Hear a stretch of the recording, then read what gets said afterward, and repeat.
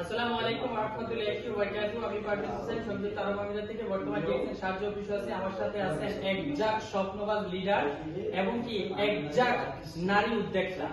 So শুধু special guest শুধু রাসেল কিমার থেকে নাবিলা আক্তার স্টার ডায়মন্ড নারী হতে পারে, এটা আরো একবার উনি প্রমাণ করে দিয়েছেন। অক্লান্ত পরিশ্রম করে দূর দূরান্ত থেকে টিম বিজনেস পার্টনারদেরকে নিয়ে একত্রিত ভাবে আজকে ডিএক্সএন সাহায্য অফিস উনি অলরেডি উপস্থিত আছেন।